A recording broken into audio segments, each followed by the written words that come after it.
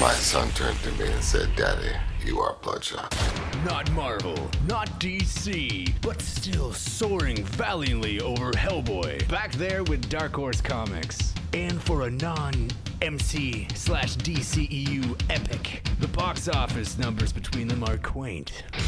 Hellboy made $212 million, and this BS is scoring $15 million on a $45 million budget. But being amid this pandemic really to blame here?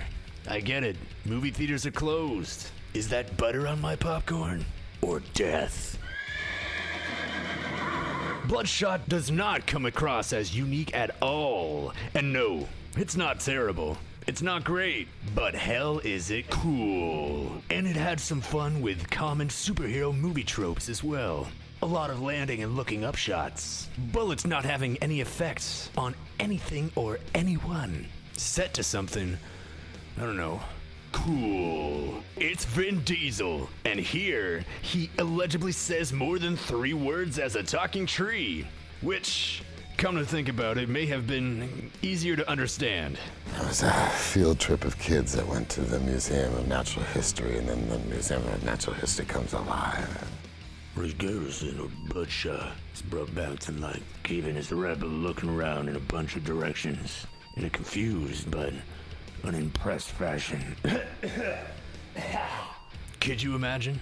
He needed to have this kind of formidable voice while allowing for some innocence. I was inspired by my 3-year-old son at the time. Bloodshot is a former soldier who is brought back to life via nanites injected into his blood. And while his origins were down in stone, his classic look wasn't really replicated at all.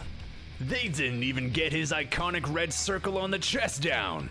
And that's like his thing. Guy Pearce almost plays his exact same character from Iron Man 3. I am the Mandarin! With coinciding research consisting of taking dismembered soldiers and giving or growing their limbs back via science and orangey glowy tech. Only now, the Mandarin has upped his game by getting real good at deepfakes. But no trope would be complete without an annoyingly dumb sidekick, who is also a genius, played by Lemon Mullins. He was the cause of any humor in this movie.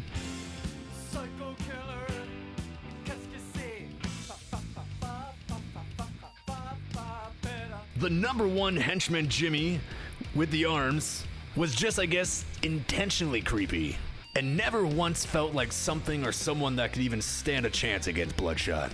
It is definitely fast-paced, random, and a weird movie, but then again, confusing and unpredictable. To which I praise. Just when you think you knew what was going on, here comes a random curveball. Not necessarily a twist, but a curveball.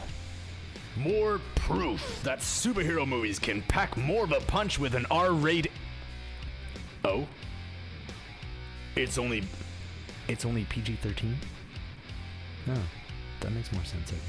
That explains why we only got to see a few moments of gore.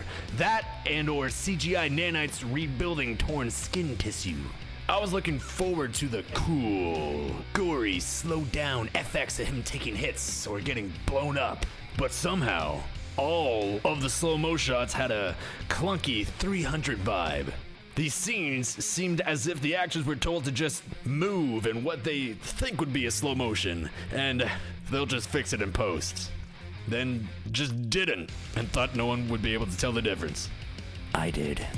The colors and hues cemented the cool, comic book Vin Diesel feel, mainly red or blue sequences. Just that it was so clearly a different take on the superhero genre.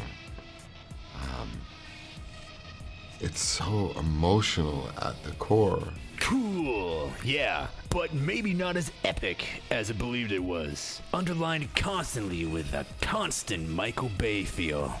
That means out of nowhere lens flares, explosions, and walking away from them, quote unquote, slowly. Because I was a breakdancer, I was able to basically do a pirouette and end up and add this musical note to my death. Some are calling it Wolverine meets RoboCop meets Memento. Me? I say this is the new age Frankenstein we needed, and a 6 out of 10. It's Attack of the Nerds with Nanites. It isn't good, it's cool.